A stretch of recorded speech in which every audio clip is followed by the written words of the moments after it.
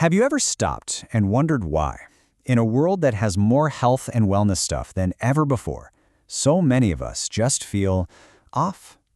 Well, today we're going to get into this really strange paradox. Our modern obsession with making life comfortable might actually be the very thing making us sick, tired, and honestly a little unfulfilled. In this slide, right here, lays out the problem perfectly. On the one hand, what do we all want?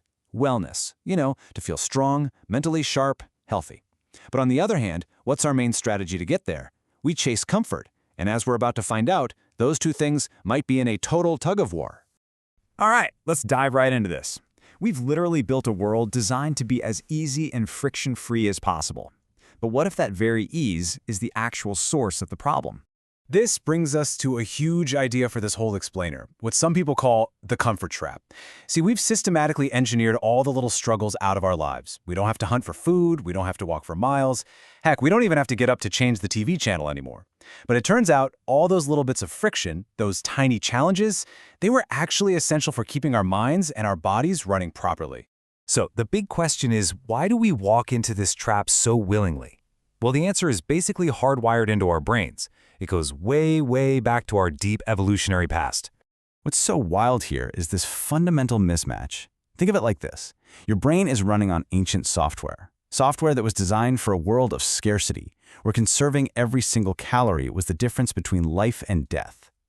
But now in our world of total abundance, that exact same programming, the one that gives you a little hit of reward for resting, for eating that high-calorie food, is actually driving us straight towards chronic disease.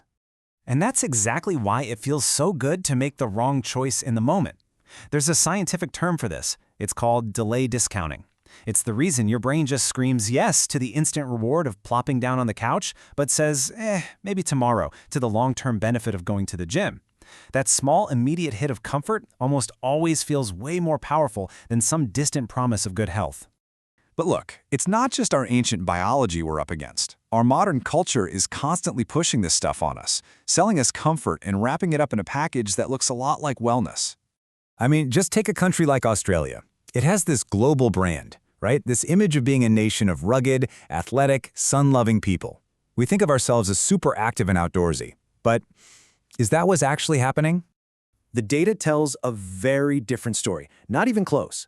In reality, a massive majority of the adult population there doesn't even meet the most basic physical activity guidelines.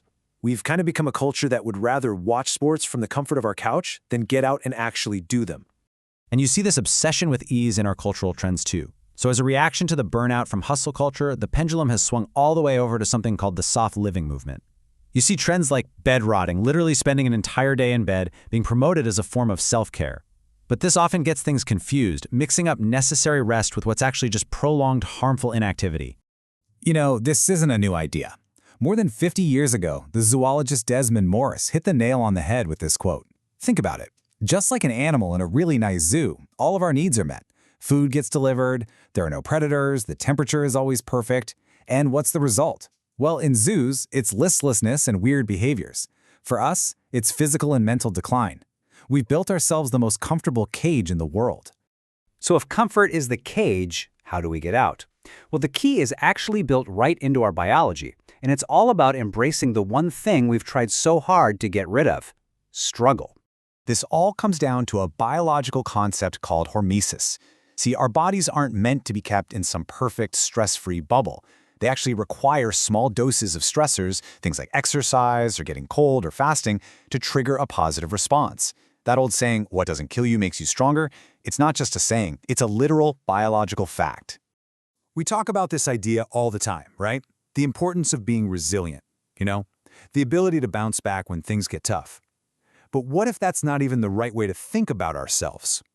Okay, to get this, let's compare two things. A rubber ball is resilient. You can smash it, and it bounces back to its original shape.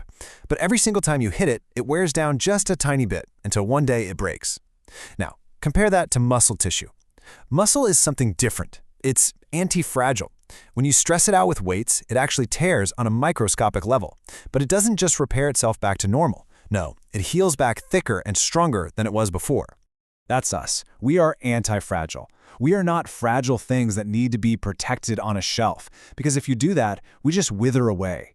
We are biological systems that literally demand friction, that demand stress, and even failure, because that's what makes us grow. So once you understand this, it forces us to ask some really tough questions, not just about our own personal choices, but about the kind of future we're actually building. First, and this is a big one, we have to acknowledge that for a lot of people, life is already full of very real, unsafe adversity.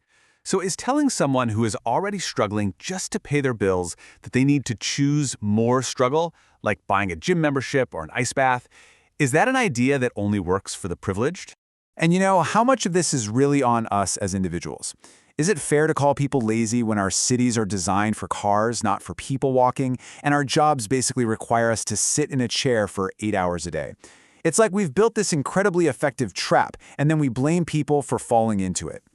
And this all leads to the final, really mind-bending question. If technology keeps going and eventually eliminates all the unwanted friction from our lives, when we no longer have to work or strive or struggle for anything, what happens to us? What happens to the human animal then? Will we actually have to invent artificial challenges just to feel alive? Or will we just fade away into some comfortable but totally meaningless existence?